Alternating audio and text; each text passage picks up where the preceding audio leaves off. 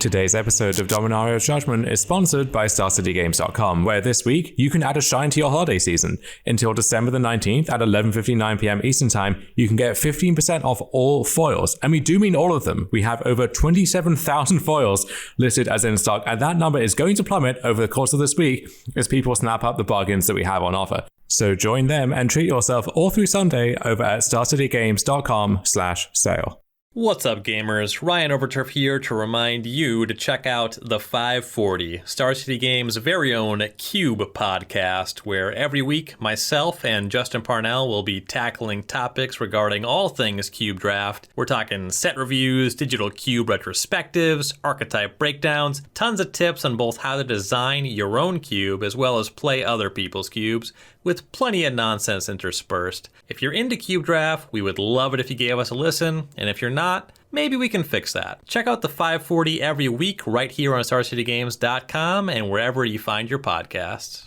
This week's episode of Dominaria's Judgment is also brought to you by Coalesce Apparel, your first stop for Magic the Gathering inspired stylings. Visit coalesceapparel.shop to pick up a t-shirt inspired by fan favorite Magic personalities, a hoodie from your favorite guild in the Ravnica University line, or just signal your intent to snap Keep in the Dark with an anti-Mulligan Mulligan Club sticker. Want to splash up a commander deck? Check out the Keeping It 100 sticker line and see if your favorite commander shows up there. Whatever you order, use code SCG at checkout to save 10% on your purchase at coalesceapparel.shop. Coalesce Apparel. Nobody made what they wanted, so they made it themselves.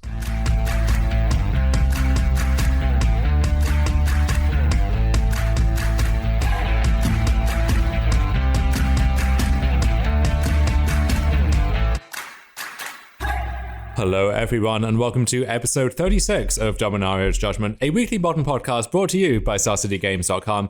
I'm Dom Harvey, I'm here with Ari Lax, and this week, even though we are walking through the valley of the shadow of death, we fear no evil because we are very strong and very brave.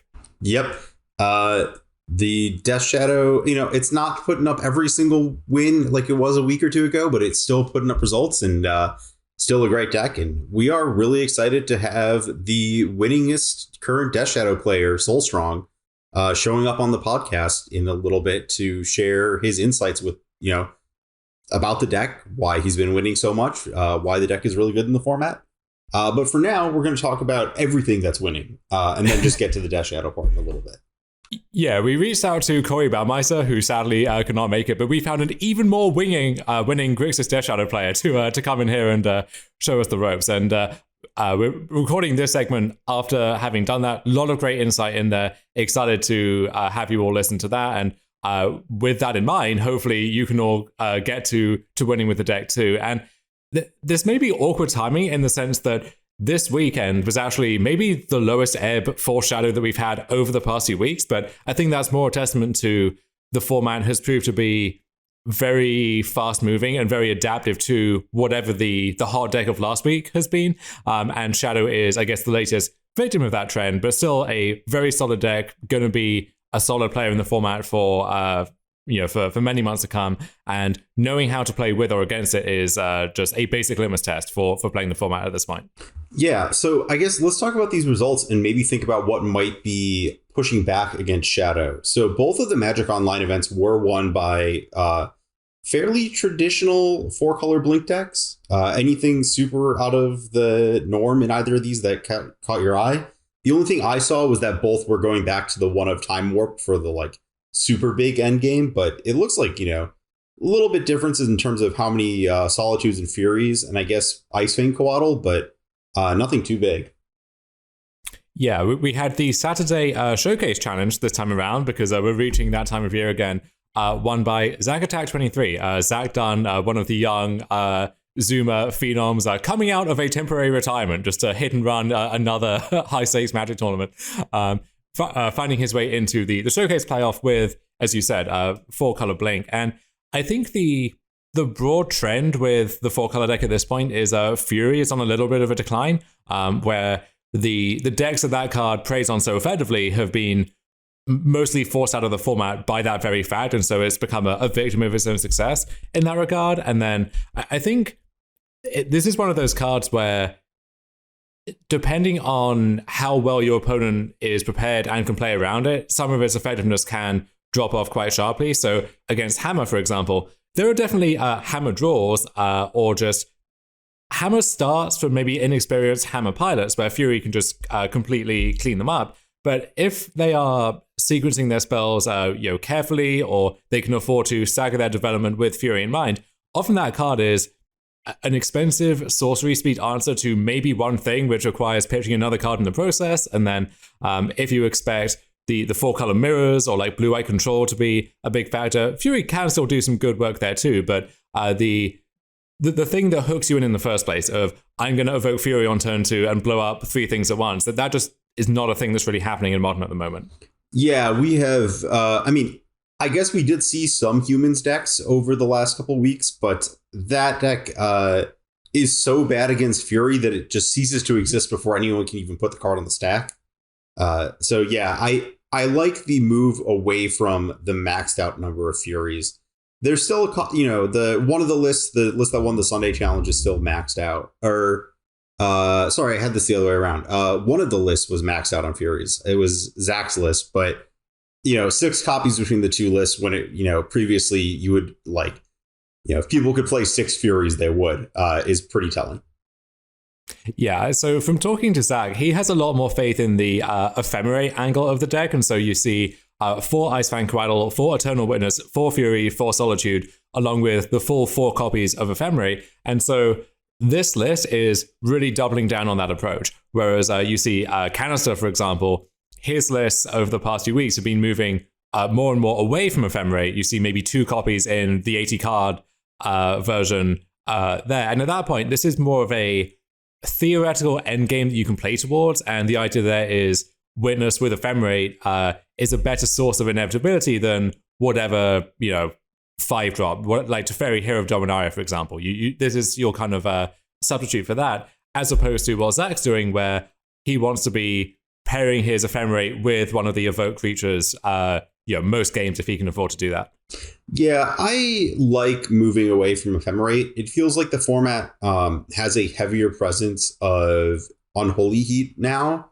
And I think that is, even though Ephemerate is technically a way to gain card advantage, you don't get the Unholy Heat decks can often put themselves into scenarios where you don't actually get to Ephemerate a Solitude and kill 2 other things and live the dream.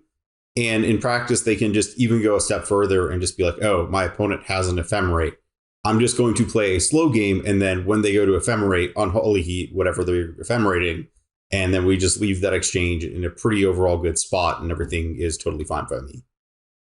Yeah, I think I almost end up on the other side of that, where I like the fact that this deck is, or this build from Zach is picking a lane and sticking to it, where I think it's an easy trap to get into with these 4-color decks where you have so many good options and your cards are also flexible and you kind of want to have insurance against everything. And so you see a bunch of counter spells or Dovin's Vetoes in main decks, and you've got some specific creature removal over here, and then in theory all of your bases are covered. And yet, if you're trying to prolong the game, then sometimes you're more likely to draw the wrong half of your deck there. And so this card advantage that you're accruing on the margins through other means just gets erased because you drew the force negation against the creature deck, or you drew the extra removal spell against Belcher, for example. And so I like the Zach's list. It kind of has a clearer mission statement, and it's accepting the inconsistencies that come with that, but it has a clearer target in mind. And that's why we're seeing a minor resurgence of elementals as well. There was a list in one of the results from this weekend, and then there is, I guess, just one player, but the same player consistently doing well in the NRG events in paper that have been happening fairly consistently at this point. And I think that might be why. It's instead of being a jack of all trades, being a B- against everything, you can accept that, all right, I'm targeting these decks, I will be an A to an A+ against those, at the cost of being a C- against some of these other things. Yeah, so something that I kind of noticed, I wrote my article about Urza this week, and I think that you kind of it's hitting a similar note to how the Yori and Urza decks are building themselves, where they are trying to avoid situations where if you combine a random selection of your cards, they are anti-synergistic. where you're like, I have Force of Negation, Solitude, 2 red cards, and like a Uno draw 4 or something, and you're like, that's not good. So if you're going down this Yorion route and you're this really self-consistent Ephemerate deck, and your cards just all work together regardless of which like sub pocket of the deck you draw, that really negates a lot of the issues of building an 80 card deck. I just kind of wanted to point that out and think that it gets used in a very different way with this deck, but I think it's an important thing to keep in mind when you're building a Yorion deck. Yeah, I also think that Zach's deck is just a much better Yorion deck than some of these other 80 card decks we've seen, where the choice for some of them is between Icefang Cradle and Spreading Seas, and Zach just has both on top of the 4 abundant growths that you see across the board, and then 4 Eternal Witness, and then if you do get that mid-game pipe dream of Yorion blinking my Solitude or my Fury, then that's obviously great too. And so it's nice to have this stronger endgame tied up in your companion that you have this guaranteed access to it at every point. Yeah, I mean, Yorion is a great card, and having the best, like, there is a gap between Yorion as like sort of like a cantripping Kavu climber for free versus like Yorion as like the full Moldrifter ++, and this deck is leaning into that latter half, which is pretty great. Moving past the 4-color decks, we see a lot of fairly traditional good choices in the top 8 of this showcase challenge. The Hammer deck's evolution is pretty interesting. There's copy in 5th and 6th place. And it looks like Core Outfitter is becoming more and more stock by the day. Shout out to Jacob Nagro for always believing in that card. But I wanted to talk about Omar Belden in 6th place, Be Real 2, playing Selesnya Hammer, bringing back Ancient Stirrings like it's 2017 again. Yeah, Omar, one of the quiet ringers who, if you know his name, you know how good he is. And this deck was a brainchild of the marvelous mind of Daniel Gertschel, aka Gorduka, who has been playing Hammer for a while and experimenting with a bunch of different stuff. And he really thought he was onto something with this green splash. So I think Veil of Summer is a really appealing card just in Modern at large at the moment. We've touched on that before. And the topic of our episode in the main segment this week, Grixis Death Shadow, is one of the big reasons for that. And Veil is one of the best cards you could ask for against Shadow. It's hitting not just their discard spells, either half of Drown in the Log. Corrigan's Command is a card that Hammer specifically has to care a lot about from that deck. And so it just a really nice way to hedge against all of that. But then Ancient Stirrings was, Daniel explained this as, against the grindy matchups, as people like to say, the most important card is Urza Saga, and Stirrings, as opposed to, the Ingenious Smiths that you see in some decks, for example. Stirrings gives you access to Urza Saga more consistently, on top of, it's a little bit more redundancy on your hammers and so on and so forth. That makes sense. There are a lot of bad cards in the deck otherwise, and because you are this sort of like, there's not like another 4 Springleaf Drum deck in the format. I think that like being able to leverage Stirrings this was like the whole thing with Mox Opal powering Stirrings before. Springleaf Drum is like the next level down, but like you really want to have this like open mana flexible option to churn cards that helps leverage the fact that you are putting yourself up on mana. And you get like, Springleaf Drum is otherwise a dead card if you're not leveraging the mana, but this helps you really kind of get something out of both like the extra color mana source, the extra mana on your turns where like you have the range to Ancient Stirrings. I think it's just a pretty good fit, and I'll probably be trying a bit of this deck over the next week and just seeing what I think about the green splash. Yeah, I don't know how stock this version will become, but following on from Omar's top 8 here, when we fast forward to the Sunday challenge, you see a lot of the familiar faces that have played Hammer in the past just taking this version for a spin and trying it out and ending up in top 16, top 32 there. So we'll see how that develops over the weeks to come. And that mana arithmetic that you brought up with Mox Opal and Ancient Stirrings was a big point of contention for Hardened Scales back in the day, and there is a copy of that deck in the top 8 here as well, in the hands of Therf, Therf, sneaking in 8th. And this list, this is Gruul Hardened Scales, I guess you would say. So 4 Growth of the Burn Willows, 4 Crown Pathway, and the sum total of the red is the ability on Zabaz to effectively sacrifice an artifact of your choice, 2 copies of Ancient Growth in the sideboard, and then my favorite here, 1 copy of Goblin Bombardment in the main deck, which I think actually makes a lot of sense for a lot of reasons. I don't know if you can lean into that card too much harder because you never really want to draw 2, and it is somewhat conditional in its own right, but I think the first copy actually does a lot for the deck here. Yeah, I mean, it turns your Hangerback Walker into Walking Ballista. That's clearly the most important thing. I really like the card in this deck. Hangerback Walker has always been seething with jealousy over Walking Ballista, who gets all the glory and is much more essential to the deck. And now Hangerback Walker gets to, walk a mile in Walking Ballista's shoes, so to speak. Yeah, no, that the one of Goblin Bombardment makes a lot of sense.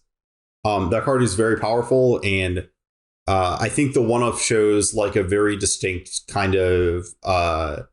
The card has very significant diminishing returns, and this is already a deck where like you can have diminishing returns on drawing multiple Ozoliths. There's multiple even multiple Hardened Scales can sometimes be bad because it's not a card that makes your Hardened Scales good. You need the other pieces.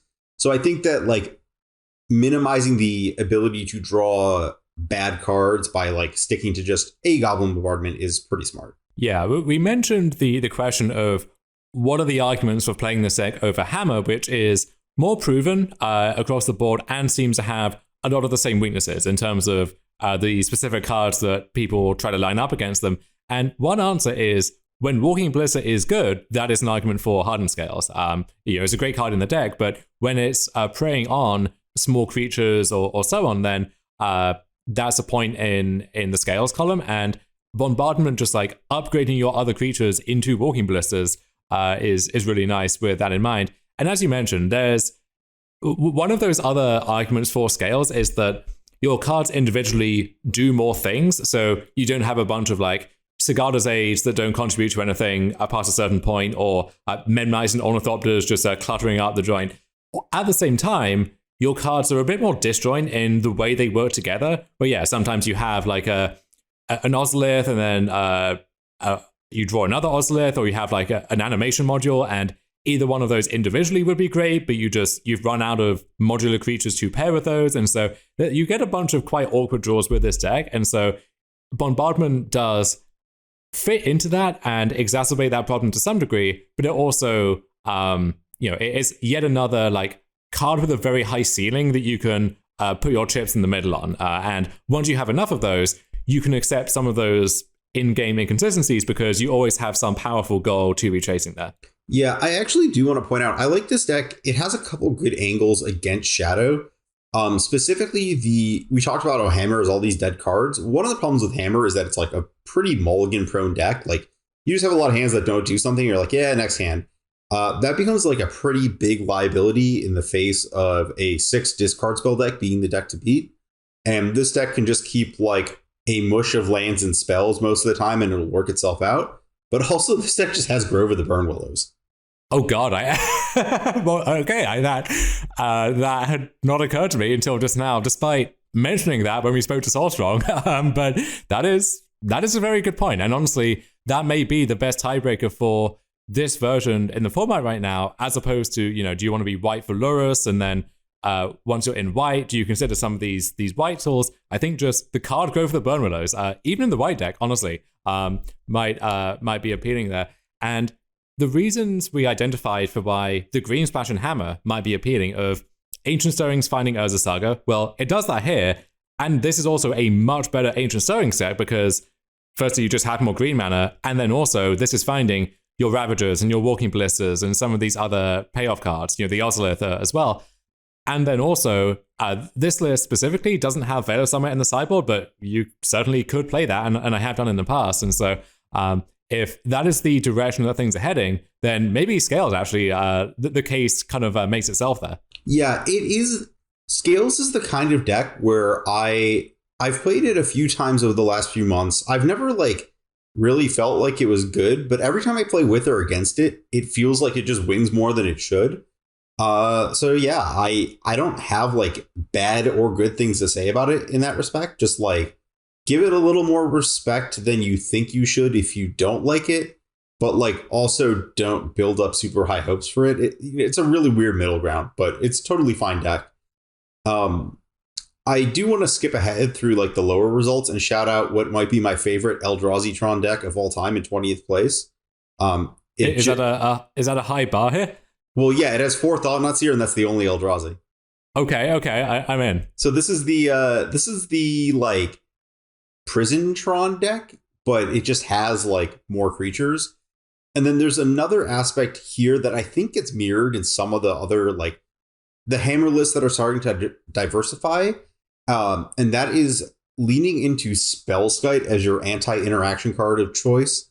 That's like a very specific thing because of how prevalent Prismatic Ending is. I think that you can't like Welding Jar is just out of business. I think Spellskite is the card you want there. So I think that this deck is doing the smart thing where like it is very specifically a Chalice of the Void and Snaring Bridge deck. Those are cards that are vulnerable to specific interaction that Spellskite is going to be very important against. And in previous iterations of Modern, it was always just like Welding Jar does the job, and then Spellskite is the backup in case they have Echoing Truth. Now that is like absolutely the reverse for this deck. So I think this deck's like pretty cool. I like where it's at. I don't have like big thoughts or hopes. Like this deck, every time I've seen it show up has been like in between 20th and 24th place in the event. But the fact that it put up a pretty solid 7-2 in this fairly important and like high stakes event is, you know, it's worth noticing and makes it like the kind of thing that like, yeah, you know, you could play a league with it and see how it goes. Yeah, calling this Eldrazi Tron may almost be doing it a disservice, where this is like it's like a mashup of the like Surge Node Tron decks from years past, and then also like the Prison Tron decks. But then once we have to fill out our slot somehow, well, yeah, we've got our 16 Urza lands between 12 Tron pieces and 4 Urza Saga. Got to fill this out somehow. Why don't we just play 4 Eldrazi Temple, and then we need some spells, so we'll play 4 Thornos here, and both of those work well together, and then in the deck as a whole. So we just kind of the pieces all effortlessly slot into place for all of that to work. The whole deck works together. 4 Thought-Knot Stairs, 3 Ensnaring Bridge. Best friends. I know this is. I'm trying to brand Eldrazi Tron as this in the hopes that people start playing the better versions of the deck, which is just anything without Matter Reshaper. If your hand doesn't make sense, you just throw it away to Serum Powder and you get a free mulligan. It literally is 2 free for the bean here. Exactly. Anything else stand out from the Saturday results, or should we look at Sunday? I think that's about it. So let's move on to Sunday here, where we have, or I guess one brief thing to note is we have a twist on the 4-color piles here in 25th by MTG Tribal. This is just 4-color Saheeli, where I feel like these decks always hook me in, and I like a lot of what's going on, and then I come to the conclusion that I like all of the new stuff except the Saheeli Feather Dark Guardian stuff. And if we just cut that and kept the Oath of Nissus, for example, like that card makes a lot of sense to me, but I want to be just finding my normal good cards with that, as opposed to digging up pieces of this specific 2-card combo where both of them are a little bit shaky in their own right. I think it's really hard to justify that combo when like Eternal Witness and a Time Warp is a combo that is just as good. It's really hard to be like, I really want to play like 3-mana sorcery Planeswalker and 4-mana sorcery creature when you can instead just have like 5-mana free sorcery and like 2 cards I already wanted to play, and that's my infinite combo. Yeah, play the good cards, as a wise man once said. So let's move on to the regular challenge that took place on the Sunday here. As you said, also won by a copy of the 4-color Blink deck, and I want to highlight the 1 copy of Wandering Mind, because this is the card that crept into a lot of these lists in some quantities. You know, some people went really hard and tried the full 4 in the first few days after Crimson Vow, and you see the numbers of that card steadily decline. And I think it was this player, not to put words in their mouth. I saw someone who put up a significant result with the deck, saying that, you know, someone said, "Oh, I'm really glad to see Wandering Mind doing well," and they said, "Yeah, don't play that. That was the worst card. It was, you know, the other, I guess, 94 cards in the deck doing the work there."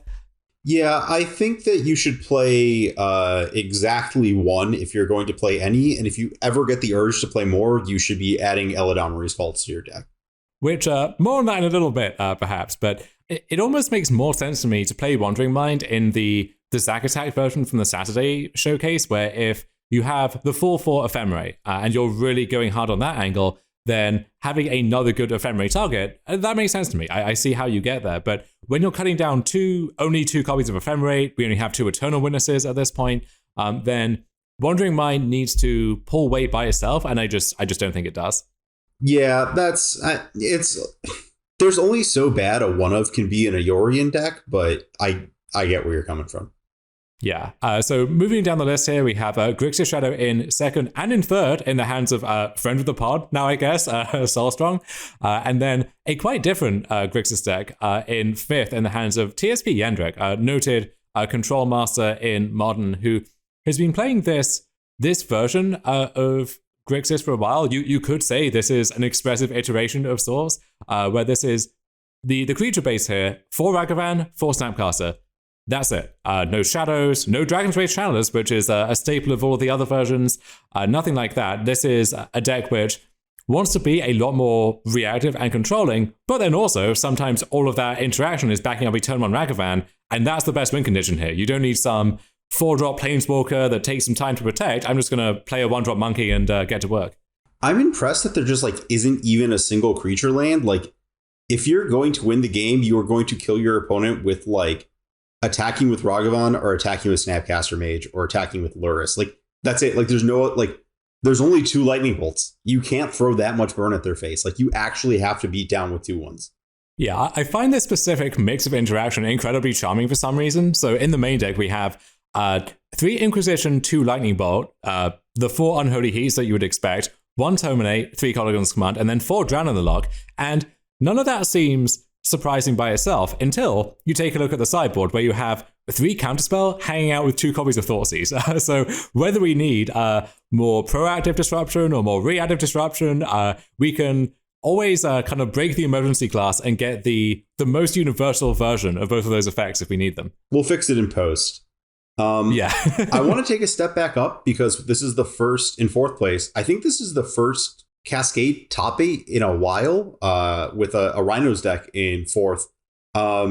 There's some notable adjustments to how this deck is built. Main deck Endurance, pretty reasonable card if you're expecting to play against a lot of Dragon's Rage Channeler decks.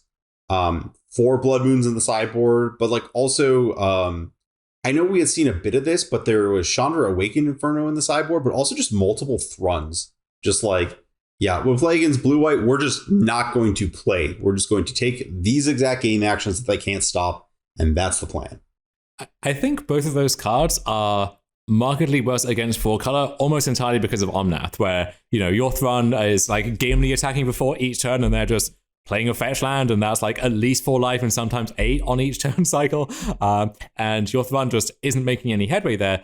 Whereas against Blue-White, yeah, a lot of the time you'll just play a Thrun and then look at the hand and think, well, shit, there's nothing I can do about that. And likewise for Chandra, right? That thing is going to resolve, barring a Ether Gust or something. And once it does, the opponent is on a very real clock now, which once again, if they're outpacing that with Omnath and Yorion and so on, then is easy to go over the top of Chandra. But if they are trying to play that more small ball game, then these cards are more effective. And I think this is, one of the storylines from this weekend is this comeback of, I guess at this point, is classic Blue-White from 2 months ago with main deck Chalice and so on and so forth. And that is a much tougher matchup for Rhinos than either the newer Blue-White decks or 4-color, I think. And so targeting that specifically with these sideboard cards might be a very heads-up move there.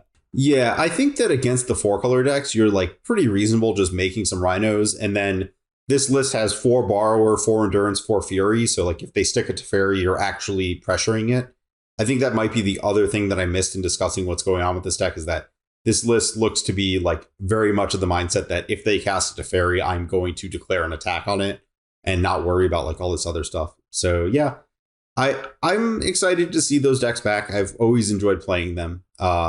We'll see if the success continues or not, but I don't know how favorable things at large are for that deck, but it's just powerful enough that if things start looking a little better than they have for the last while, it might be time to pick it back up again.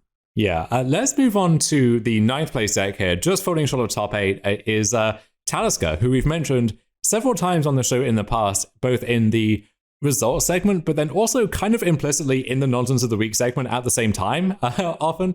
And they are back at it again with, I guess, Bant Ephemerate control is the best way to sum this up, where we've noted in the past the blurring of the lines between some of these 4-color decks and the blue-eye control decks, and there was a point where the two merged together in the hands of the Zoomers, and they kind of did that by dropping the blink component, and it was more just Ren and 6 Teferi over here, and then Counterspell, all of the good interactive cards over here. And this deck is almost perpendicular to that, where we have the control elements. We have 4 Counterspell, 4 Archmage's Charm, crucially, and 2 Dovin's Veto in the main deck. But then we also have this Ephemerate package. We have 3 Eternal Witness. We have 4 Solitude, as you'd expect. We have Icefang Cradle, which is actually...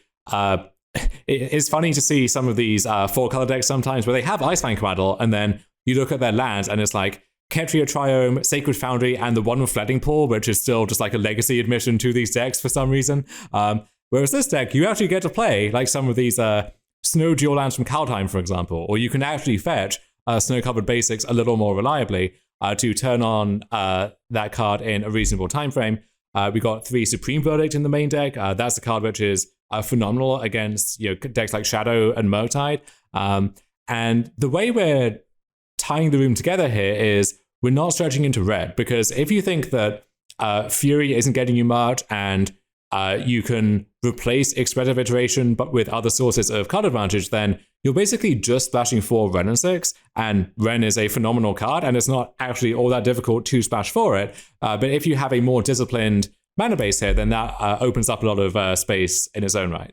Yeah, I will say Omnath is the kind of card that just bails you out in games that this deck doesn't have access to, that I would really love to see. And yeah, I played against this deck, and it just felt like the kind of thing where I forget what I was playing.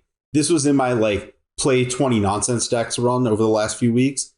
And the fact that they didn't have Omnath made it just like the easiest ever, because I could just like play into whatever interaction they had and it didn't matter. Whereas if they just like in theory could Omnath me, that would be horrible. But I think that if you are expecting a more predictable metagame, I understand moving to Bant over 4-color. Can we talk about these Dragon Lord Dramokas in the sideboard? Yeah, I mean, it is sort of the same card as the Chandra, but I guess it dies. I don't really know. Huh. Okay.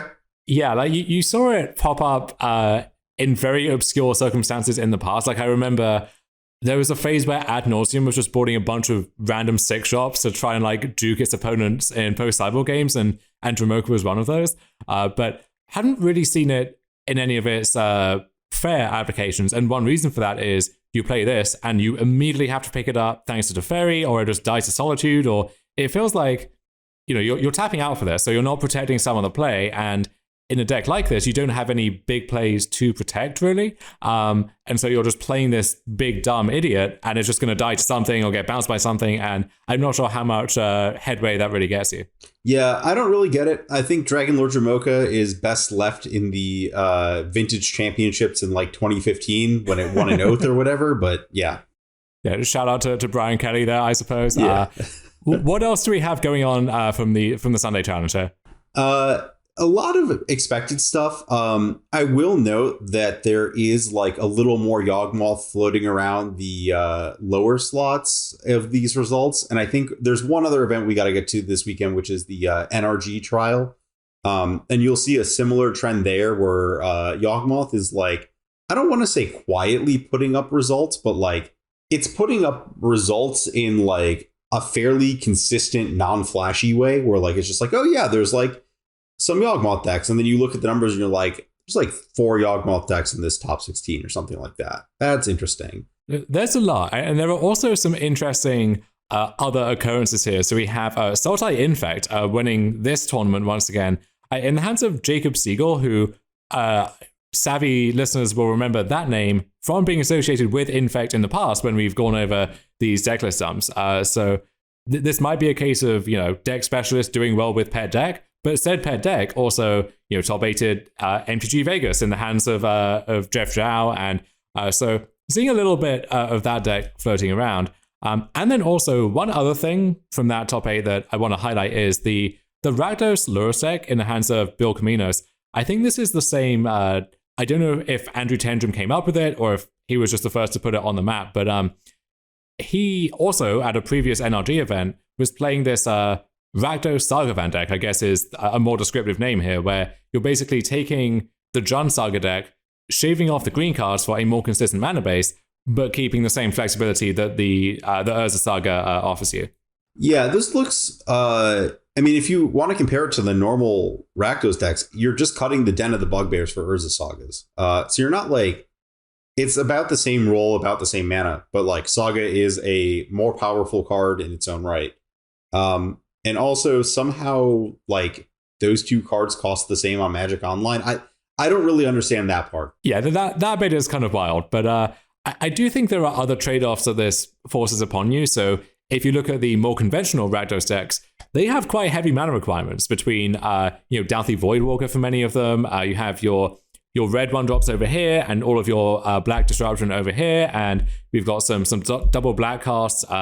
No double red casts, but often you will want to cast multiple red spells in a single turn, so you need to get that covered too. And so that's why you see some really hardworking Gravencans sneaking their way into some of those mana bases. And so you can't do this straight swap of, well, I'll just cast some of these lands and put 4 colorless lands that eventually disappear in my mana base. So you got to rework the whole thing at that point.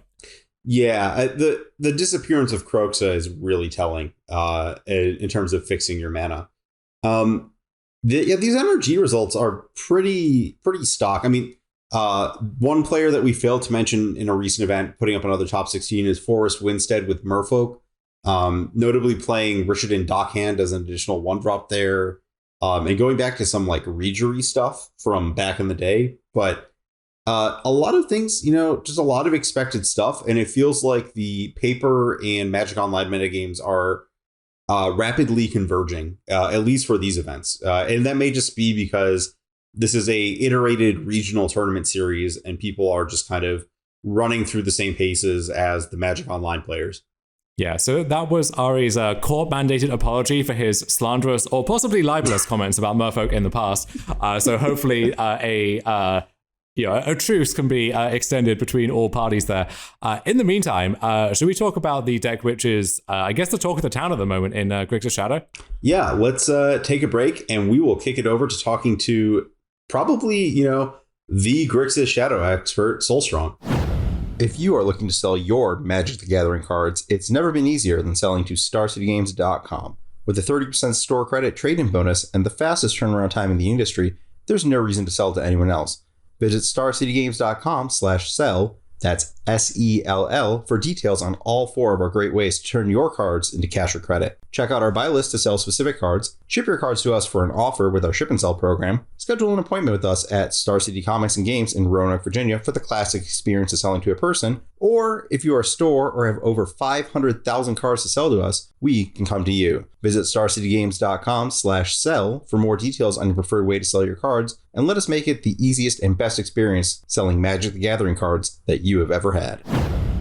All right, and we are very excited to be joined now for our main segment here by Adriano Soul, who you may know as SoulStrong if you have been following any modern tournament on Magic Online over the past few months. He's been absolutely crushing it with Grixis Death Shadow, and that deck is the talk of the town, and he is the one largely responsible for putting it on the map. And so there's no better person, I think, to have in here to discuss that with us. Thank you very much for having me here. And yeah, I'm excited to be talking about a little bit about my recent results about Shadow and whatever we are up to here. So thank you very much for having me. Well, it's our pleasure. So before we dive into the details of the Shadow deck, give us a little introduction to yourself. So I think a lot of people know you from your Magic Online screen name, but give us a bit of the background there. Yeah, so my Magic Online name is SoulStrong. I mainly play Modern in MTGO, and I used to play Grixis Shadow in the past, like when with the older version of Gurmag Gangler and Timur Battle Rage was the first time I played the deck, and I also liked to play Grixis Delver in Legacy, so I really liked the style of the deck. I don't think Shadow is now a Xerox deck, but it used to be with a lot of cantrips, so these tempo-oriented decks were always my thing. And then I also played a bunch of Blood Control, and then recently I started playing Shadow again because I had no deck. Like, I sold pretty much my whole collection when things were spiked. I used to have Ragavan when it was like very expensive, so I sold them for like, I don't know, 120 ticks, and then I buy them back to play a deck. So I didn't have a deck, and I started playing Shadow. And I think the deck was like pretty much under the radar, and I think that was like one of the reasons I had this success, is because I really like to like tune the decks I see and I'm playing with. So I think the deck was a little bit under the radar, and it was probably not as good as it is right now. So yeah, I think people are just not playing it enough. Yeah. So you mentioned you had played Shadow back in the Street Wraith Gurmag Angler days. I guess for people who are also looking to maybe catch up and play with Death Shadow again, what's the biggest difference between playing the deck then and playing the deck now? So basically, before we had even less threats than now. The deck is already like kind of threat light. It has 12 creatures besides Croxa. So it's like 14 creatures with Croxa.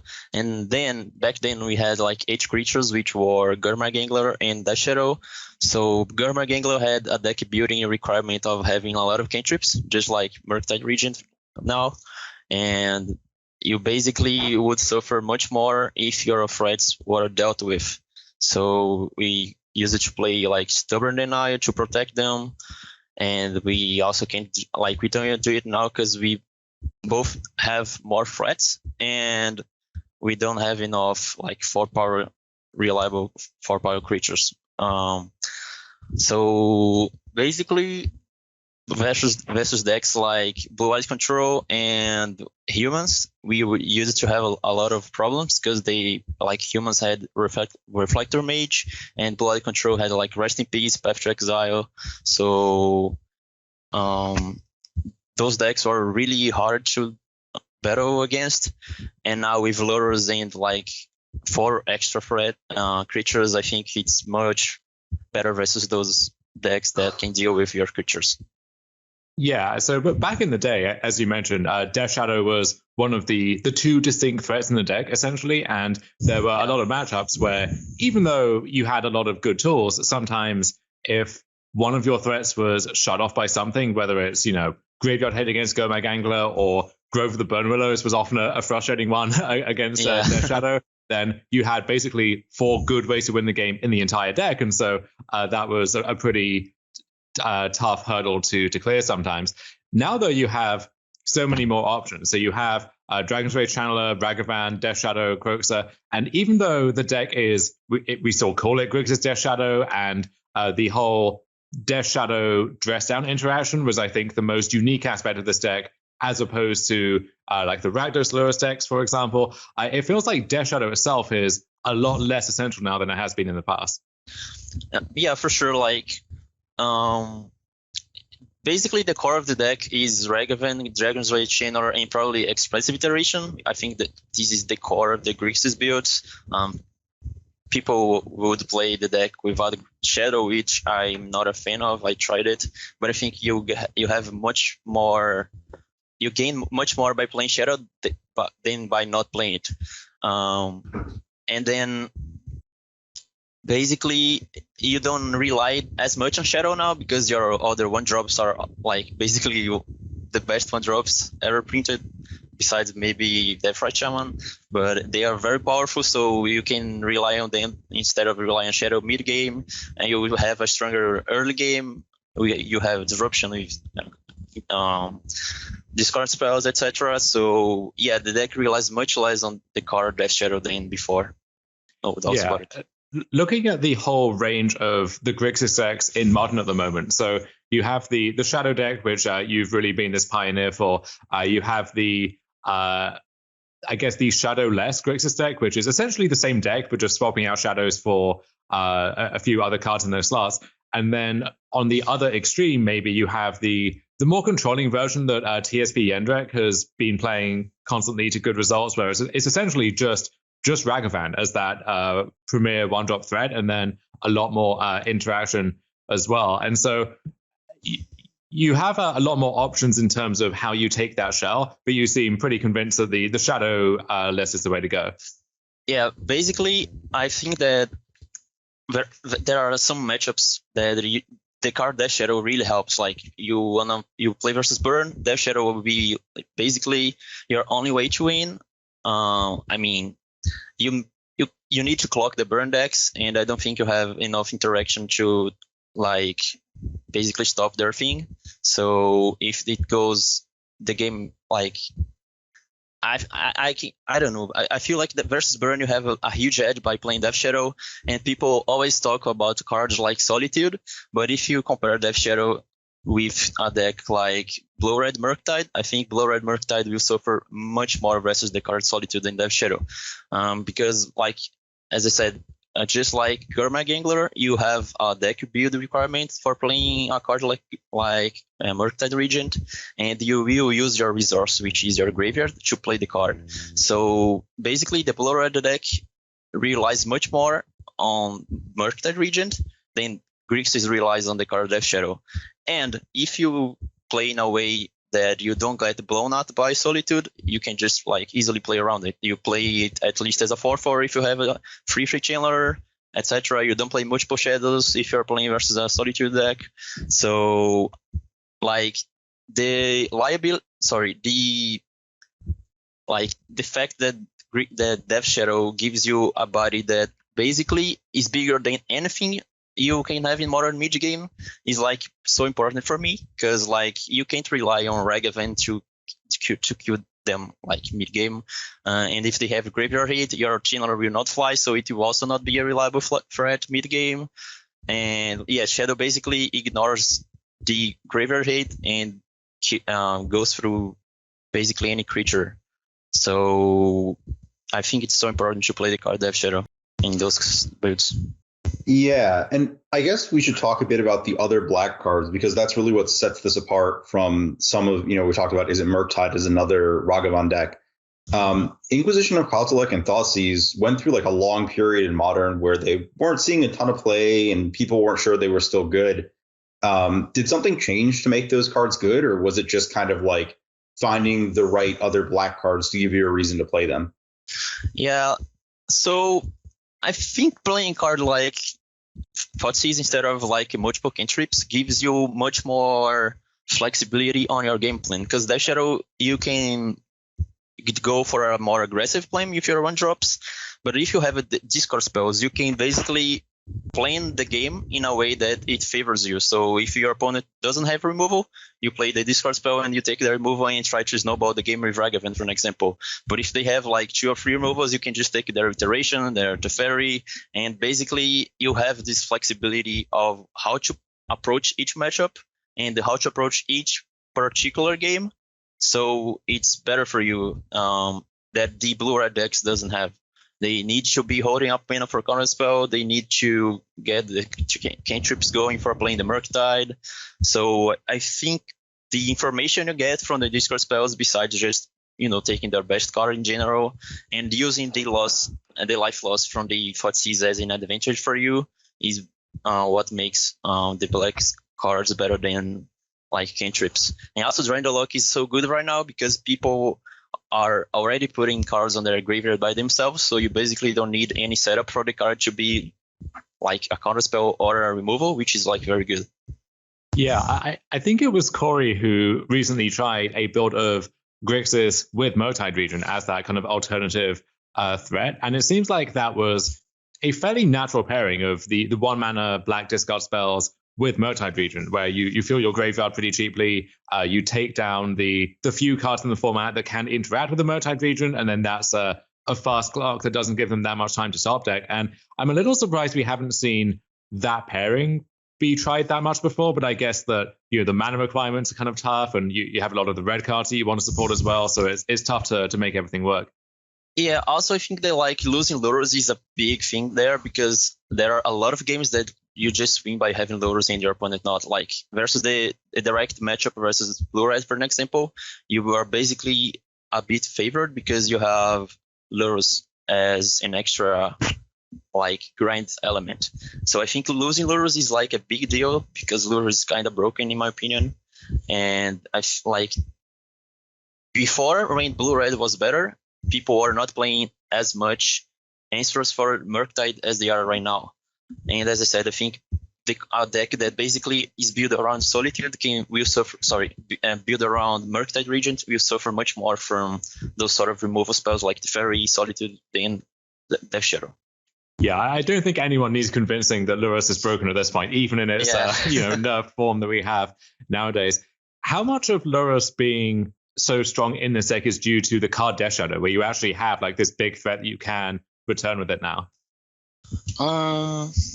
Basically, you don't usually get back Shadow with Lurus. It's used by mainly two reasons. You get back the bubble, of course, and like the games that you go long and you have dress down, it's so very good to have that interaction because like you can end step dress down and they are out of their ETB effects and like Saga tokens for the rest of the game because those decks usually don't play removal like Amulet Titan and like Hammer Time. So the games that Lurus comes up are those that either go very long and like obviously sometimes you get back shadows, but getting back any of the one drops is already good for you. But it's especially good when you get back dress down and like bubble to still have min up for Drain the Lock, for an example. But getting back the card Death Shadow is not like a huge reason, I'd say.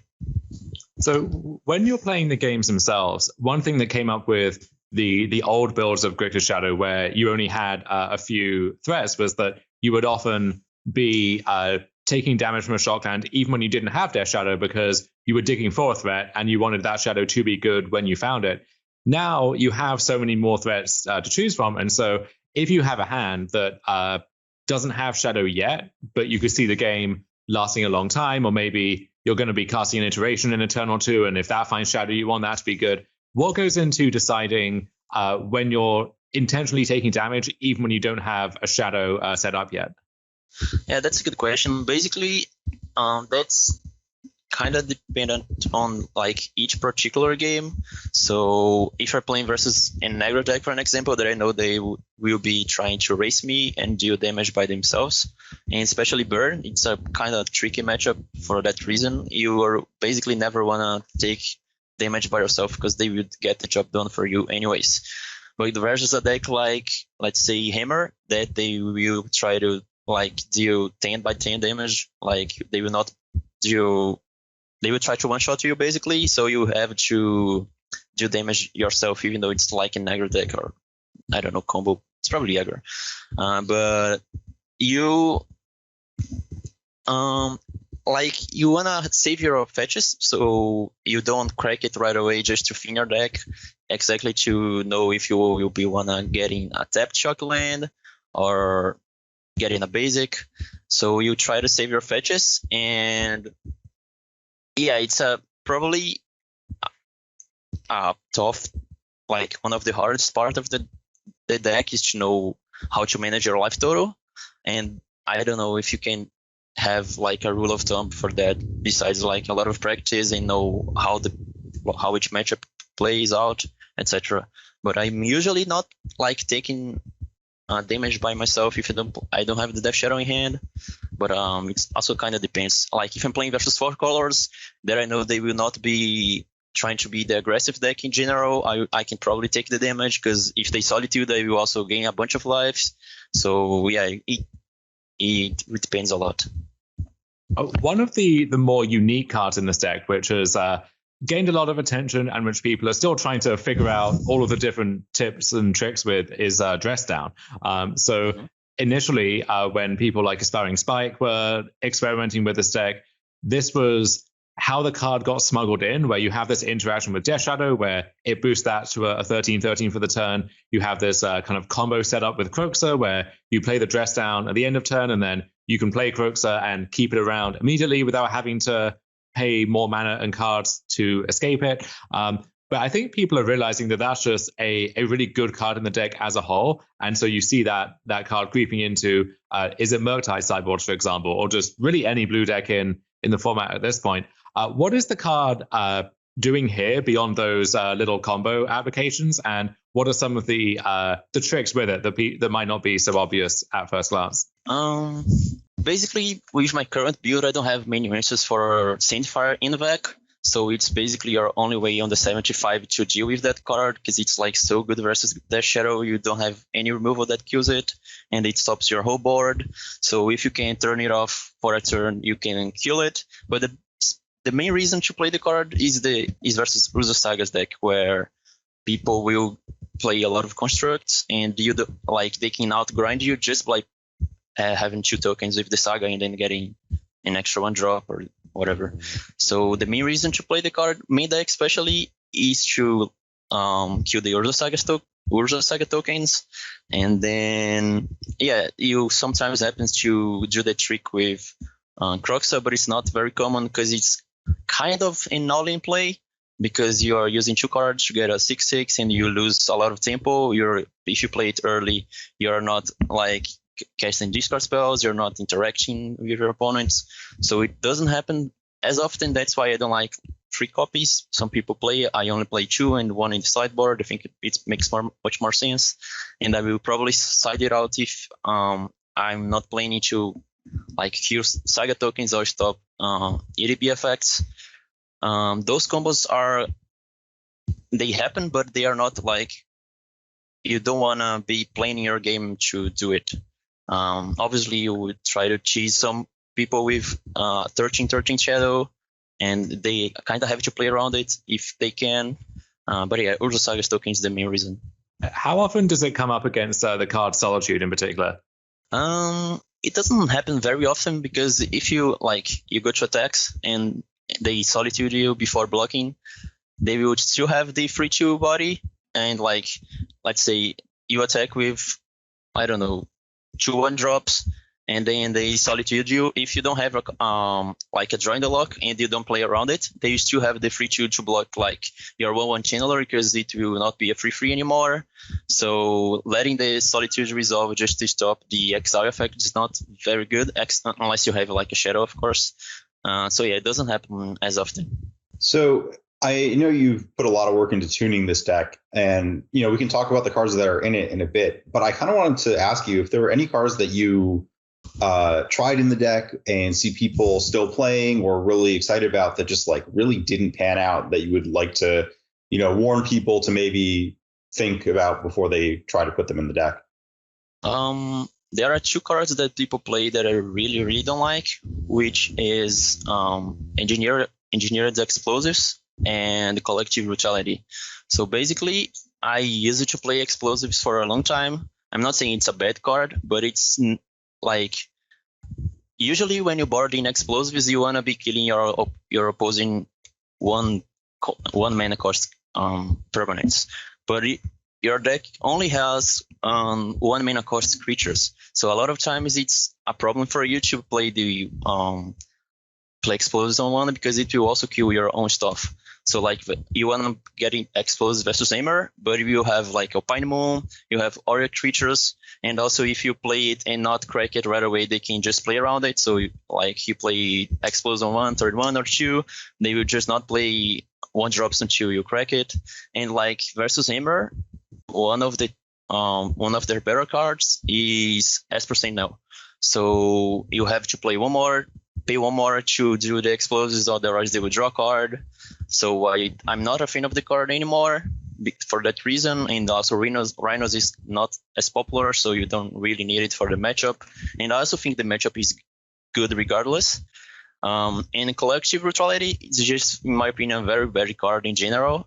It's basically only good versus Burn, but I don't think you want to approach the Burn matchup that way, because you're just occupying a lot of sideboard slots. I'm only playing 1 Spell Priest right now, but if you just want to have an extra card versus Burn, you can just play the 2nd Priest, or I think even Flusterstorm is a better sideboard option than Brutality, because Brutality is literally only good versus Burn, so I don't like the card at all.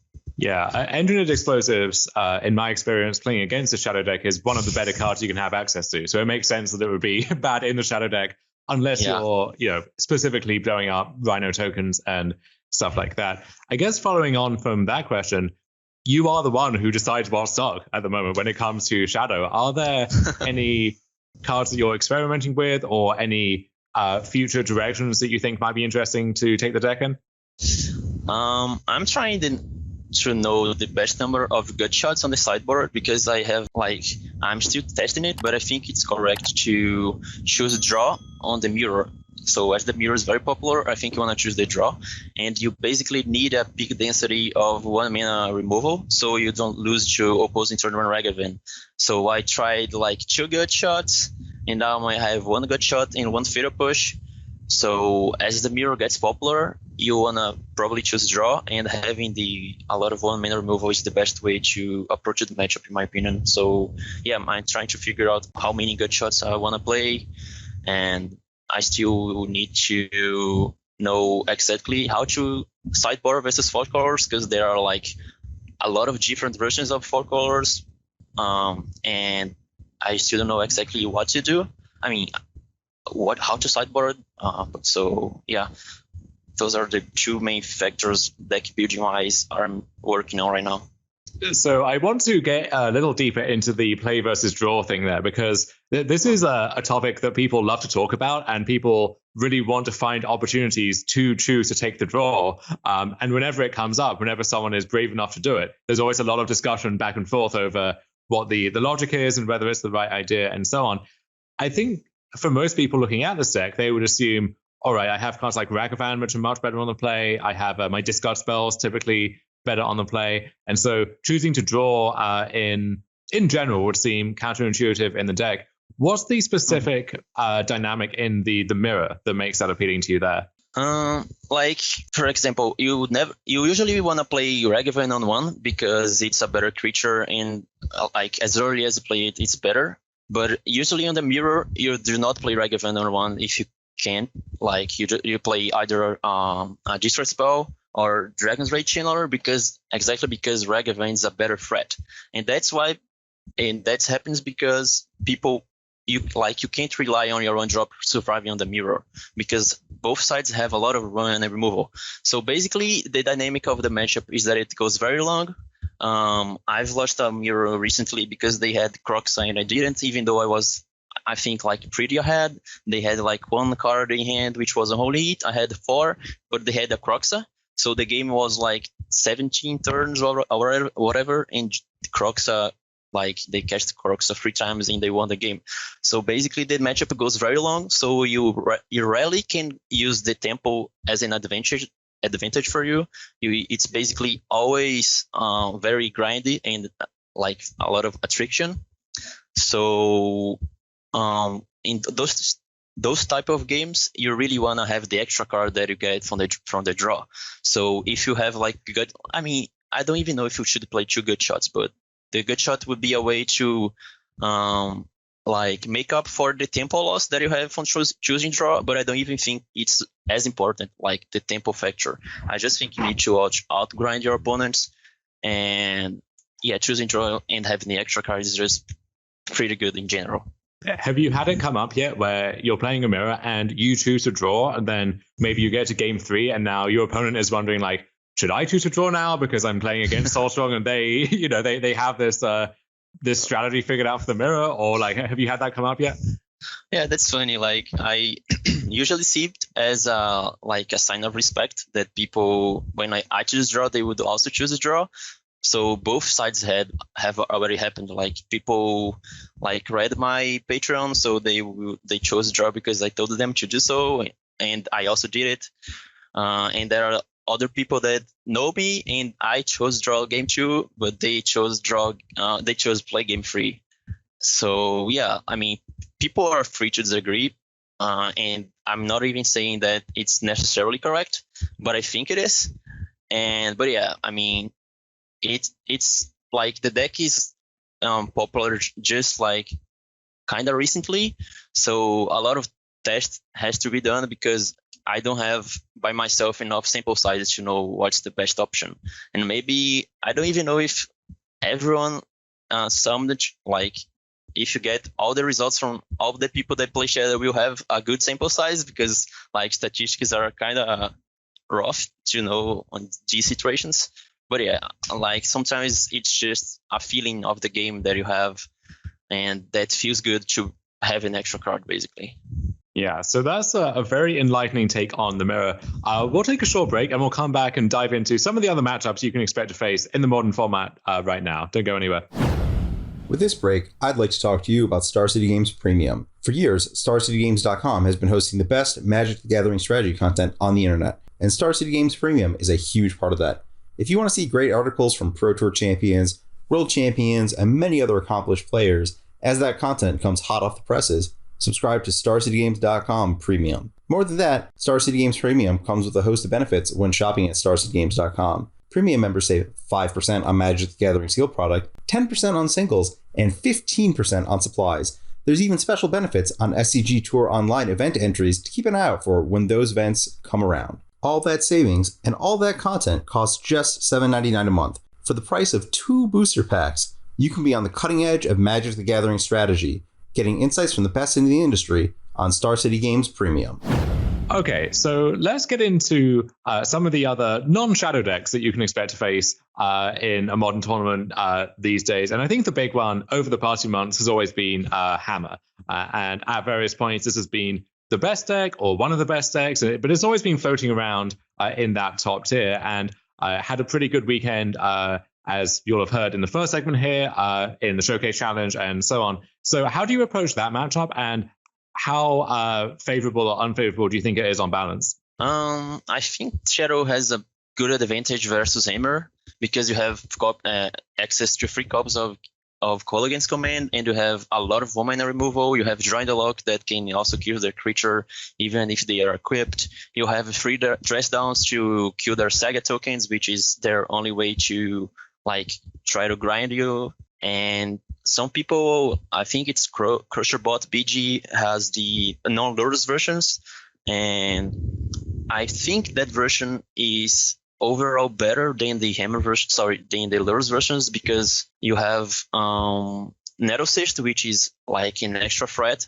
which is very good versus you, because you can, like, if you kill their token, they can equip it to their like Ornithopter or Midnight or whatever, and it will be pretty good. You can't like unholy hit it. And they also have the blue-red sword, so those decks are usually better versus Shadow. Those cards are good versus Shadow, but I think the matchup is good in general, and basically the most important card from their side is Esper Sentinel. That's why I like so much Gut Shot on the sideboard, because you can kill the Sentinel, and they will not draw one. Like, you don't have to wait a turn to kill it. I usually board out the discard spells because they are bad versus Esper Sentinel. But yeah, you basically cut the Ragavans because it gets blocked by Midnight, and you try to have as much removal as possible and try to drag the game as long as possible, so you can win with Lurus and Dress Down and just iteration, out grinding them. So as long as you survive and you have the tools to survive, I think they cannot outgrind you, especially per sideboard that you have free Dress Downs and Alpine Moons for the Sagas.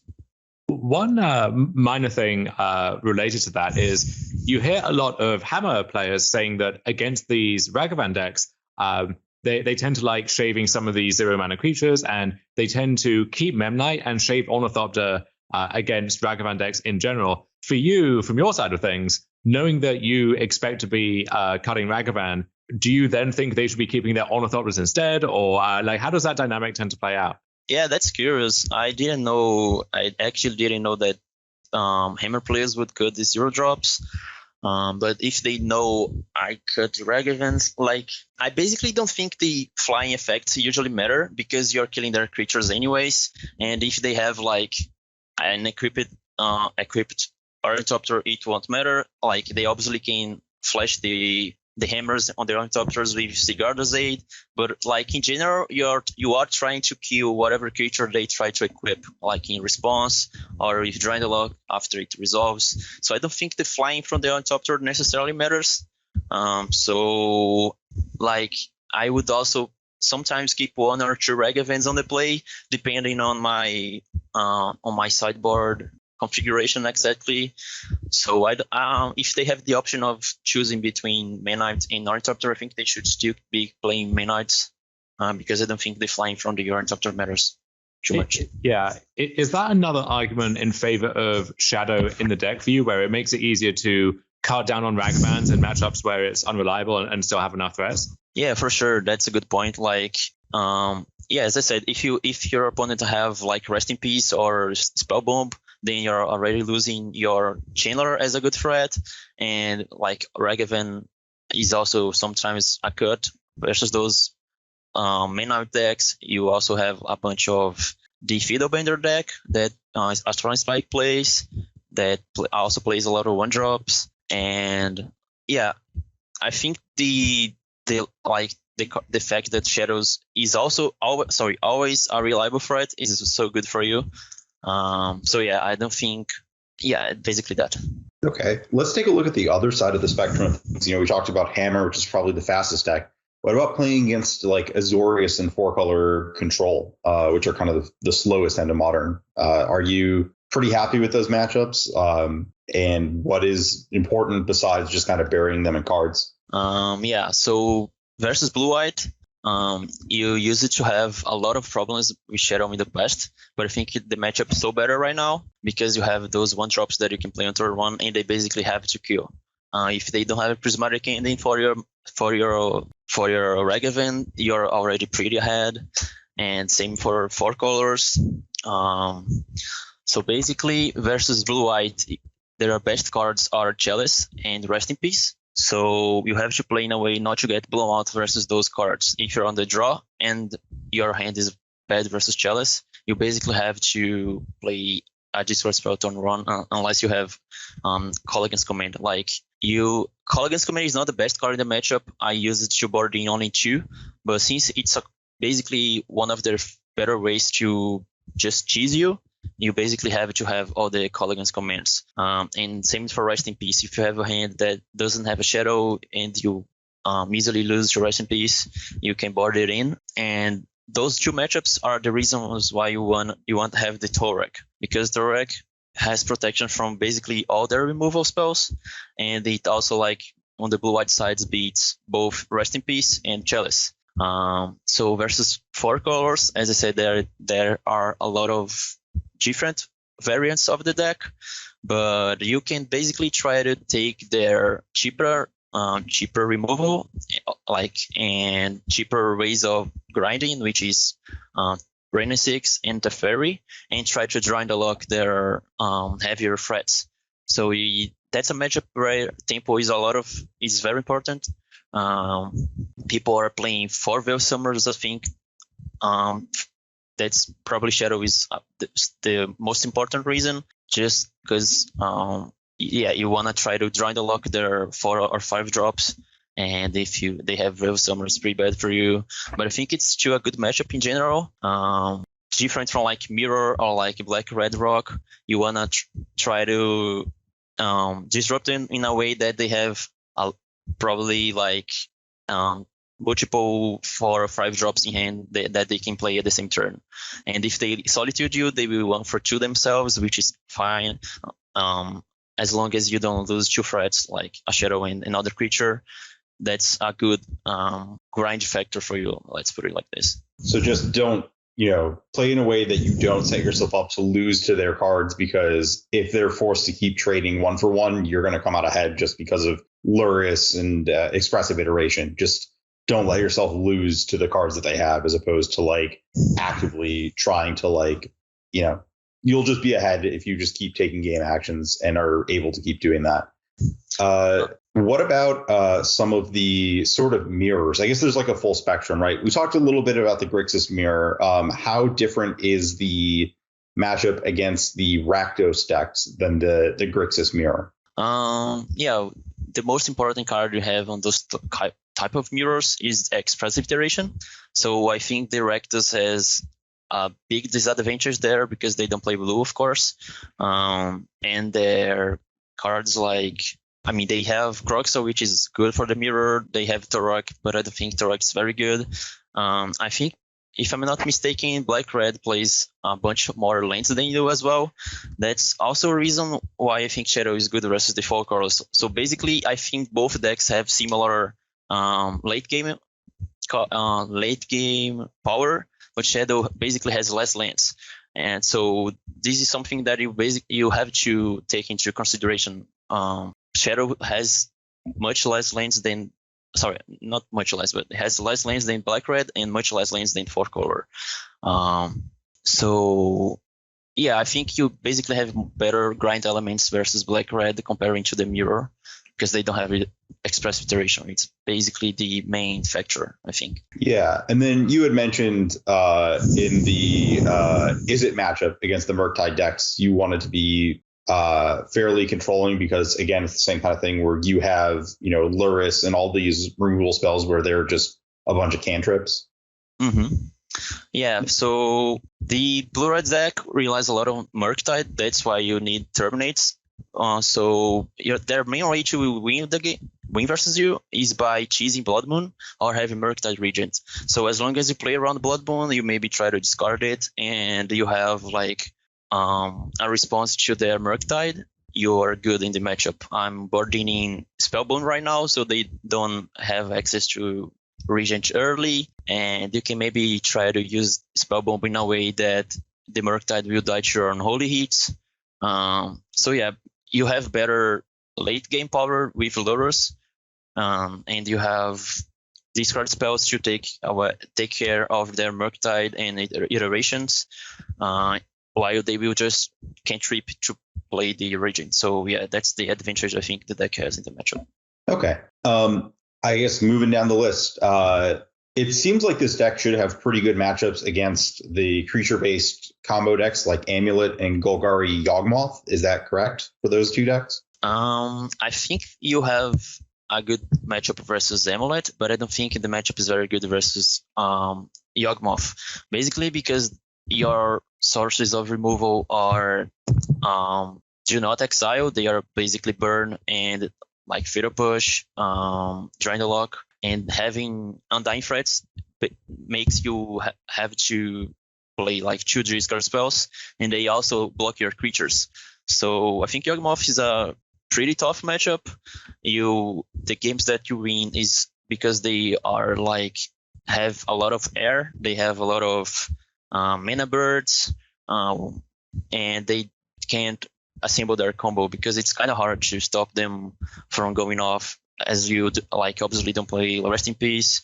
Spellbomb is kind of narrow, so yeah, the Yogg matchup is not very easy, but I think the Amulet is kind of favored because you have just 3 unholy hits for their Titans, and if you connect Ragavan, like they don't have many removal spells, they don't have many creatures in general, so your Ragavan is more likely to snowball the game. Yeah, we saw Amulet pick up a few weeks ago and have this resurgence, and then I think you may have single-handedly put a stop to that, because I think the Shadow matchup is very difficult, and with Shadow being the talk of the town right now, I think it's a more hostile format for Amulet to fight through these days. We are seeing some other combo decks pop up too, stuff like Dredge and Belcher, and some of the more linear decks that demand specific answers. And so these are matchups where a lot of the cards in your main deck, stuff like Unholy Heat, for example, is not going to do much for you.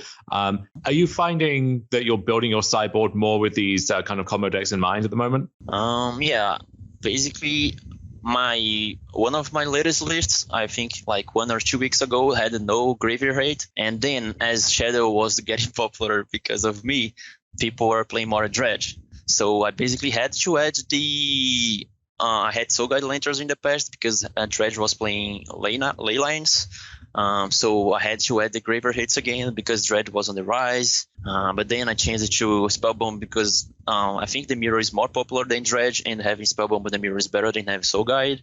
So I'm not respecting Dredge a lot, and I think the matchup versus like Belcher is probably favored because your removal are useless, but they are also kind of weak to discard spells, and they are playing like Strike It Rich. They are they are in a way putting cards on their grave. I mean, not that much, but you're usually able to draw the lock their Recross the Paths or their Belcher.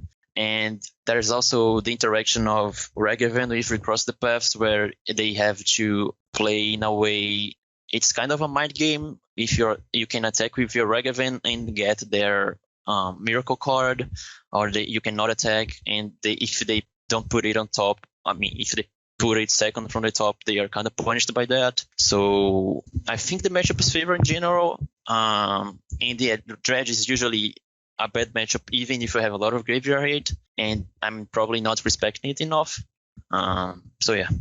Is Blood Moon much of a problem in your experience? That's a card whose stock has risen quite a bit in recent weeks. Yeah, Blood Moon is a huge problem for the deck because you only have a swamp, and your other basic is a mountain that also does nothing versus Blood Moon. But in my experience, the only ways the Blood Moon decks have to beat Shadow is by cheesing Blood Moon.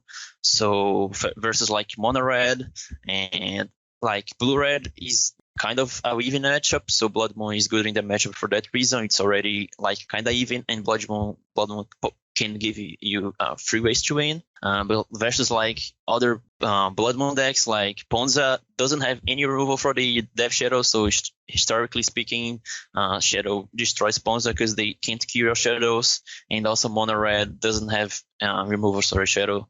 So I think the only ways to win is by cheesing Blood Moon, but you can try to fetch your basic early, your basic swamp, and you can try to play in a way to dry the lock the Blood Moon. I've lost a game recently where my opponent had turn 3 Blood Moon, but I had the discard spell for it. But they had also turn 4 Blood Moon from the top, and they had played a Relic on turn 2, so they basically had Blood Moon covered by their Relic, so I couldn't dry the locket, and I got cheesed that way. But yeah, usually they only win by cheesing Blood Moon, and also if they connect Blood Moon, and if you have a Ragavan and you connect once or twice with the Ragavan, the treasures basically give you the extra colored mana you need to play your dead cards in hand, like Lurus if you have the 1 swamp. So if the game goes along and you can connect with Ragavan, you can still win. Are there any other matchups that we haven't talked about that have sort of unexpected things you have to pay attention to, things that like wouldn't be immediately obvious once you started playing the deck that are worth bringing up for anyone who's trying to learn the deck? I think like the deck suffers a lot with those key cards that destroys it, like Chalice, Rest in Peace is very good, Blood Moon is also very good. So in general, those mid-range decks doesn't have terrible matchups all over the board, but people have those cheesy cards that doesn't let you play the game. So if you are playing versus those type of decks, you need to try to play in a way not to lose to those cheese cards. So usually you get no format knowledge with practice. But if you know what your opponent is up to, also if you have their list, or if you know them for some reason, if you use it to play other decks and now you're going to Shadow, you probably know the format. So yeah, just trying to avoid getting cheesed by those cards. Okay. I guess anything else you want to talk about in the modern format now? We've talked a lot about Shadow, but there's a lot of other stuff going on that happens around Shadow. Anything else you want to mention that you've kind of noticed that you think people should be paying attention to? Or so Modern has changed a lot since Modern Horizons 2. There is a clear power craft on the format with Urza Saga, with Monkey, and it's kind of hard to innovate too much because those cards are just too powerful. So yeah, I think since everyone is playing the powerful cards, I don't think the format is terrible right now. I'm enjoying it a lot. Maybe I'm kind of biased because I'm winning a lot as well. But I think if you take the exact Shadow example, people are not playing it, and I think the deck was not tuned. So if you pick a deck and try to make the best version possible, and you learn it a lot, and I think Shadow specifically rewards you from having a lot of experience and being good with the deck, But I think, you can basically still do, you play your favorite deck if you're good enough with it. That's it. Yeah, you're playing the good cards and you're winning a lot, and that's a recipe for enjoying the format, I think. So and I think a lot of people will be picking up Shadow after your recent results, and hopefully your insights here will help them to get a sliver of that same success that you've had recently. Where can people find you if they want to be reaching out or following your results or just learning more about the deck? So I usually post my lists on my Twitter, which is twitter.com/MTG _ SoulStrong, and you can find me on my Patreon as well. I created it 1 week ago, which is patreon.com/MTG SoulStrong. So if you wanna get my lists after the tournaments, you can ask me any questions if you want on my Twitter as well. I'm happy to answer whatever you want, and people are being really kind to me recently. So basically that. Well, thank you so much for coming on, and we look forward to talking about your results in future weeks when we do our weekly breakdown of all of those. Okay, thank you very much for having me here, and have a good night. You too, take care.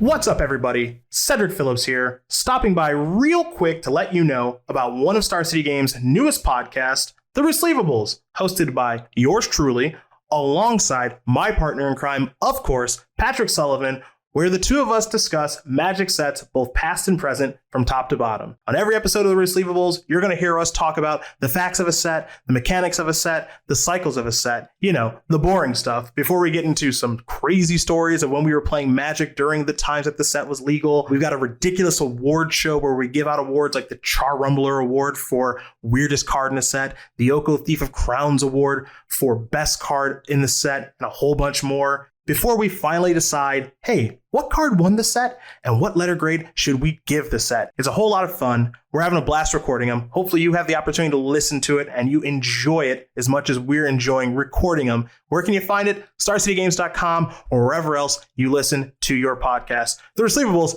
every single week here at SCG. Okay, let's finish this out here with, as always, our nonsense of the week. And going into this, at the time of starting this recording, we had one deck on the docket, and it was actually one from the challenge, which we will get to because that result alone deserves its due recognition. But in the meantime, you have dredged up some nice ones from the 5-0 league results. Yeah, let's do the quick hits. Also from the challenge, further down. In 21st place, the Crackdown Construct Oswald deck is showing up. Really only worth noting, I think, because it's just mono white Oswald with a bunch of artifacts. It's got Crackdown Construct, Lightning Greaves. It's kind of leaning on the fact that you want to Lightning Greaves your Oswald anyways to subsidize the combo. It weirdly has to chain through exactly Crucible or Nettlecyst to get there, but just kind of a cute deck worth mentioning. Not too much crazy stuff going on with it, but it is kind of interesting. The leagues have been a little more interesting. We have a new companion showing up in Modern in an Umori deck with Winota. And this is the Werewolf Winota deck that I think we hypothesized about on the pod when we were doing the Tribes of Innistrad. But I do want to shout out a really adorable thing where you get to play Grist with Umori because it's a creature in all the zones. I love Umori. Despite my general distaste for companions as a whole, I respect the work that goes into putting Umori in your deck. And even though its restriction, in a way, is the most homogenizing of basically any companion, in practice, you have to stretch real deep into the bag to find cards to fill out your Umori deck once you're committed to playing, 39 creatures or 39 artifacts or what have you. Yeah, I mean, Kessig Naturalist is a really, really interesting call here, but it is what is going on.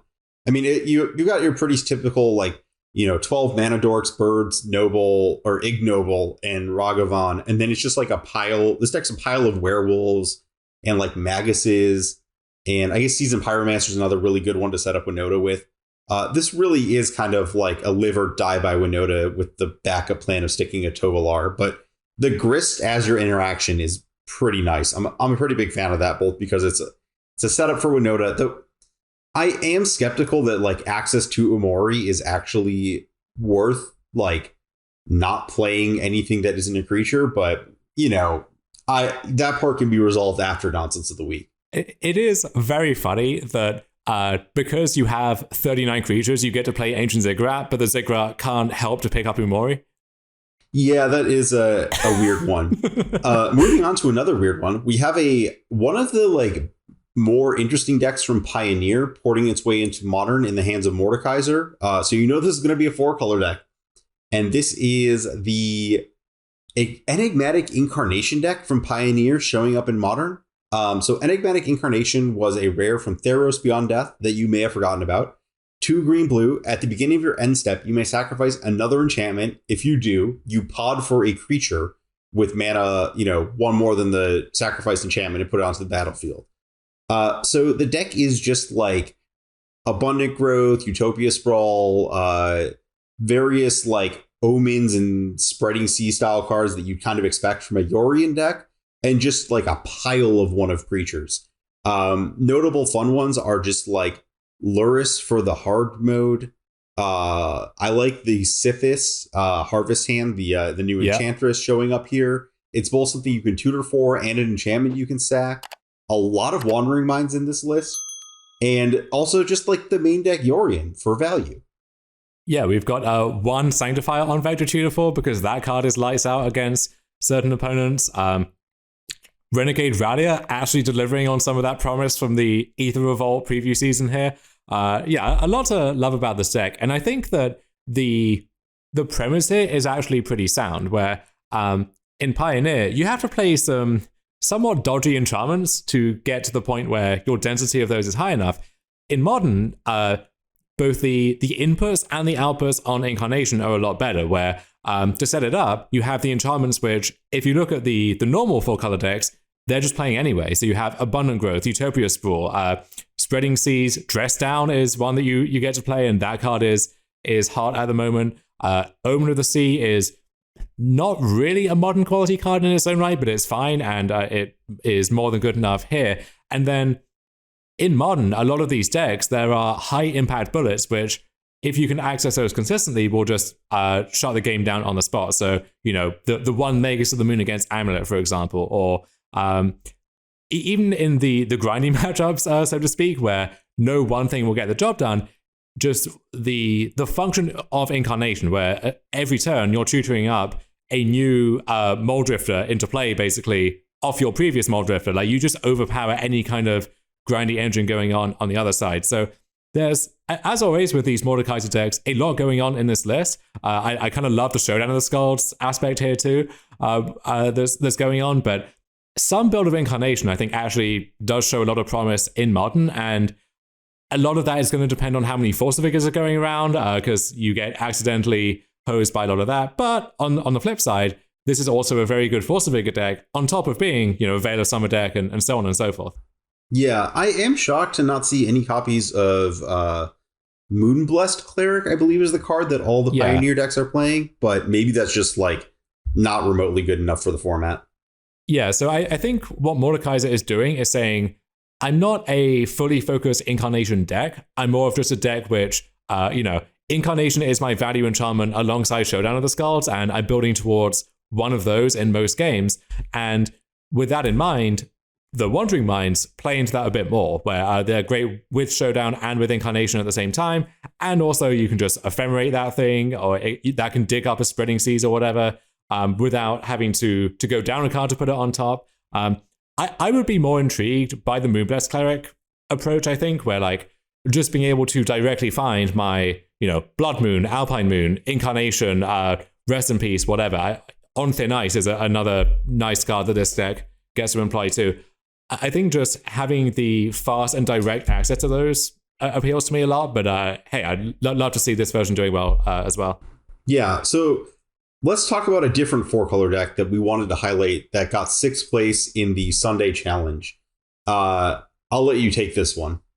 Okay, so Kahara Works has served up a real beauty here. So if I told you that 4-color Bring to Light top 8'd the challenge, you'd think, well, okay, that's a bit of a blast from the past. Haven't seen that deck in a while, but nothing too surprising going on there.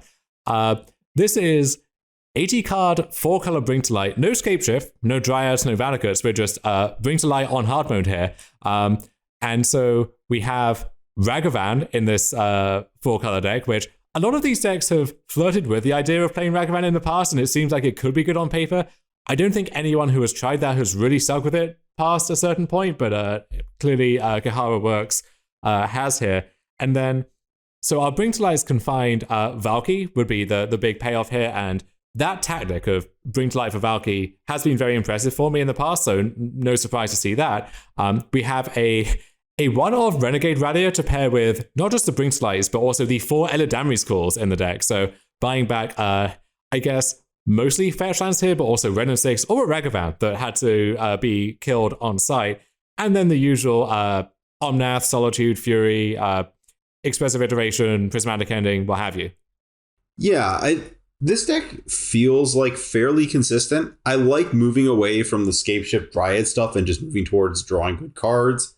I like becoming a Ragavan deck once you start moving down this road of having a lot of interaction in your main deck, because you do have these hands that are like creating this exploitable situation.